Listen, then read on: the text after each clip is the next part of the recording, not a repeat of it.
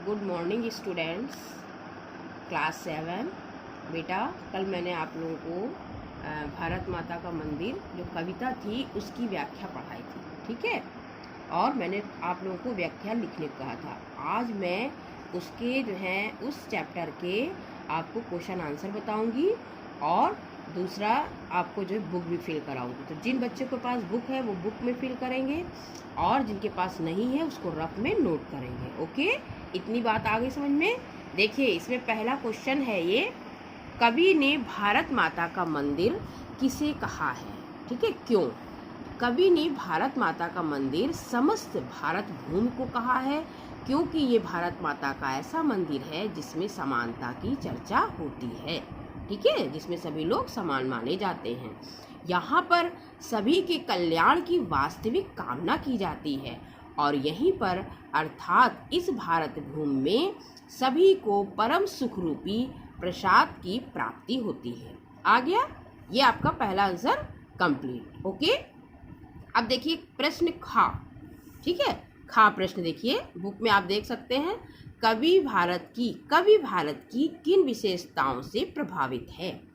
कवि भारत की निम्नलिखित विशेषताओं से प्रभावित है, मतलब उनको कौन कौन सी विशेषताएं हमारे देश भारत में दिखती थी, इसीलिए तो उन्होंने पूरी कविता लिख डाली, ठीक है। तो नंबर 1 है, सबसे पहली जो विशेषता है, हमारी भारत भूमि पर जाति धर्म या संप्रदाय का कोई भेदभाव नहीं है, अर्थात सभी धर्म समान हैं, ठीक है। सभी धर्म, हर जाति का, हर धर्म का, हर संप्रदाय का सभी लोग यहाँ पर रह सकते हैं, अपनी अपनी पूजा पाठ कर सकते हैं, अपना अपना जो है क्या नाम है, जो अपना कुछ भाषण है या कहीं पे कोई सभा भी कर सकते हैं। तो किसी को सारे धर्म के लोग को मान्यता है। इतना आ गया समझ में। नंबर 2, यहाँ पर प्रत्येक वर्ग, चाहे वो हिंदू हो, चाहे मुस्लिम हो, सिख हो या ईसाई हो, है ना, सभी को, प्रत्येक वर्ग के सभी लोगों का स्वागत है और सभी को बराबर सम्मान प्राप्त है।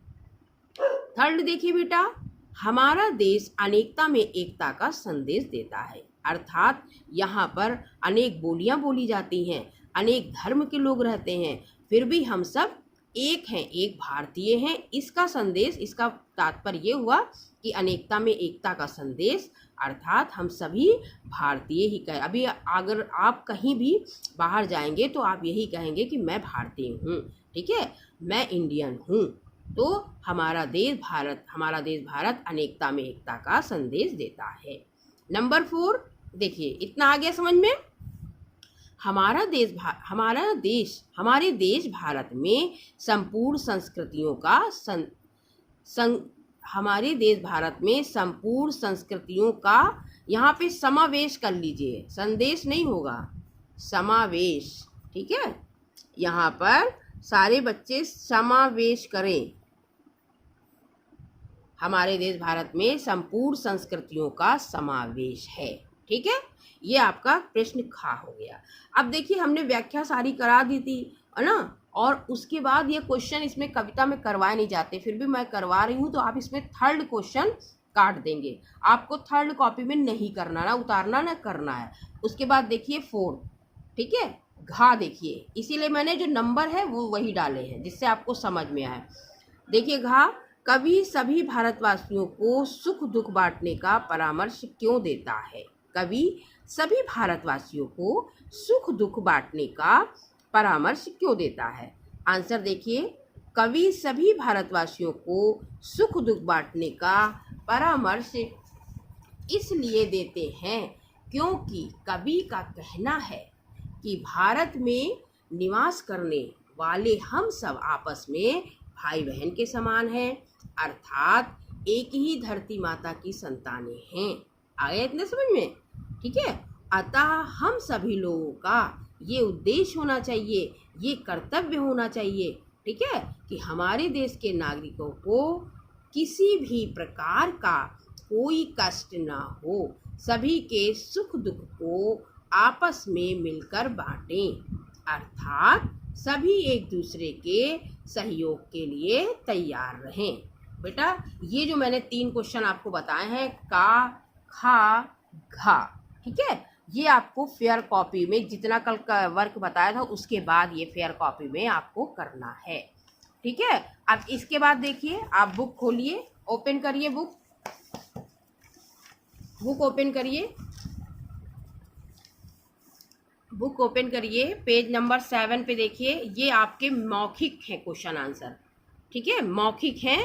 तो इसमें गुप्त जी का पूरा नाम क्या है, देखिए, इस थोड़ा सा देखिए ध्यान से, पेंसिल से मैंने फिल किया है, मैथिली शरण गुप्त, ये है ना, गुप्त जी का पूरा नाम मैथिली शरण गुप्त। ये मौखिक है, आपको बुक में फिल करना है। जिसके पास बुक नहीं है वो रफ में करेगा, ये बात ध्यान से सुन लीजिए। सेकंड क्वेश्चन देखिए, अजात शत्रु किसे कहते हैं? कवि हमें अजात शत्रु बनने का आग्रह क्यों कर रहे हैं? इसका आंसर यहाँ पे नहीं आएगा, मैंने इसलिए यहाँ पे लिख दिया, जिसका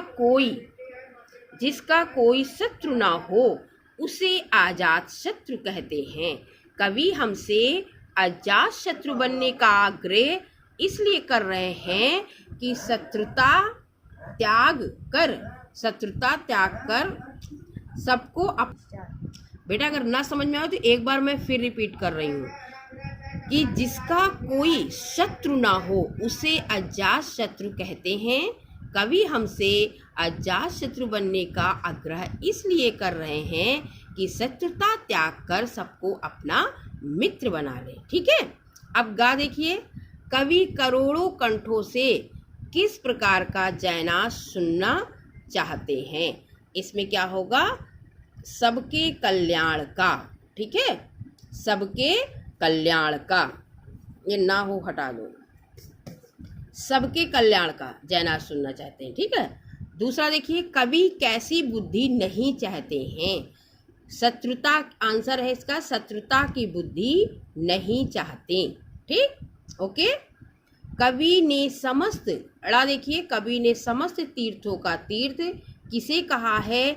इसे कैसा बनाने की सीख दी है?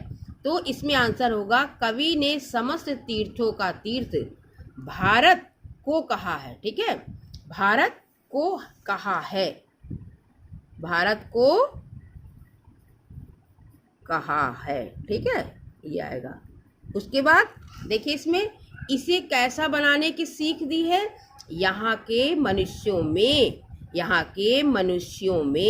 सब में भाईचारे की भावना हो, सॉरी, यहाँ के मनुष्यों में सब में भाईचारे की भावना हो, ऐसा बनाने की सीख दी है। दिख रहा है ना, पेंसिल से है। ठीक है, इसमें बेटा हम लोग बुक में पेन से नहीं लिख सकते ना, इसलिए। अब देखिए सही गलत के निशान, इसमें देखिए सही वाक्यों पर सही, गलत वाक्यों पर गलत का चिन्ह लगाइए। भारत में जाति भेद बहुत अधिक है, गलत। कविता में सभी धर्मों को समान माना है, सही। और कवि सभी का कल्याण चाहता है, सही। भारतीयों को चरित्र निर्माण की सीख दी गई, सही। कवि अनेकता का पाठ पढ़ाता है, गलत। कवि सभी को मिल बैठने की सलाह देता है, कवि सभी को मिल बैठने की सलाह देता है, ये सही है बेटा। ठीक है, ओके। और इसके बाद देखिए, ये कविता की पंक्तियां हैं। ठीक है, ये ध्यान से देखिए, एक लाइन मैंने कर दी, आपको स्वयं करना है। भाई कविता हमने आपको दे दी है, पिक्स भेज दी, आपको स्वयं करना है। ठीक है, भारत माता का मंदिर ये समता का संवाद जहां, मैंने एक लाइन पूरी कर दी है। अब इसके बाद आप ये सारा खुद करेंगे, ओके। ठीक है, इसके बाद देखिए क्वेश्चन आंसर आपको करा दिए। अब आ जाइए भाषा की बात। इसमें देखिए ध्यान दीजिए, इसमें दो समानार्थी शब्द लिखना है, जैसे माता का माँ, ठीक है, माँ, और क्या होगा, माँ हो गया बेटा। देखिए भारत माता का माँ जननी, ठीक है। शत्रु का दुश्मन रिपु दिख रहा है ना। और मंदिर का देवालय देवस्थान, मित्र का दोस्त सखा। देखिए इसके बाद खाली जगह देखिए, ये शब्दों के आपको विलोम लिखने हैं। जैसे व्यक्ति में गुण और अवगुण दोनों पाए जाते हैं, न्यायालय में धनी और निर्धन सब समान हैं। आय के हिसाब से व्यय करना चाहिए। विद्या अज्ञानी को भी ज्ञानी बना देती है। यहाँ पे बना देते नहीं, आप देती लिखाएंगे, देती, ठीक है। इसके बाद देखिए वाक्यांश के लिए एक शब्द, इसमें अजात शत्रु जिसका कोई शत्रु ना हो, जिस पारदर्शी जिसके आर पार देखा जा सके, अतुलनीय जिसकी तुलना ना हो सके, दुर्बोध जिसे सरलता से ना जाना जा सके, ठीक। आगामी आगे आने वाला, प्रियदर्शी जिसको देखकर अच्छा लगे, जितेंद्रिय इंद्रियों को वश में करने वाला, और दूरदर्शी जो दूर की बात सोचे, इंद्रियों को वश में करने वाला। ये वाह है बेटा, वाह, देखिए वाह, ठीक है। इसके बाद देखिए ये आपके दो दो शब्द दिए हुए हैं और इनका अर्थ अलग है, ठीक है। तो इसको आपको वाक्य भी बनाना है। जैसे प्रसाद तो कृपा, ठीक है। प्रसाद, इस प्रसाद माने कृपा होता है, और इस प्रासाद माने महल होता है। तो कृपा, गुरु की प्रसाद रूपी कृपा सब पर बनी रहे। महल, राजा बहुत ही भव्य प्रसाद यानी महल में रहते थे, ऐसे लिखेंगे आप लोग। नीड़ माने घोंसला और नीर माने जल। चिड़िया अपने नीड़ का निर्माण मेहनत से करती है। जल, नीर जल ही जीवन है, ठीक, ओके। वक्ष माने होता है छाती और वृक्ष माने होता है पेड़। छाती, ठीक है। भारत के सैनिक वक्ष स्थल पर गोली खाने से नहीं घबराते।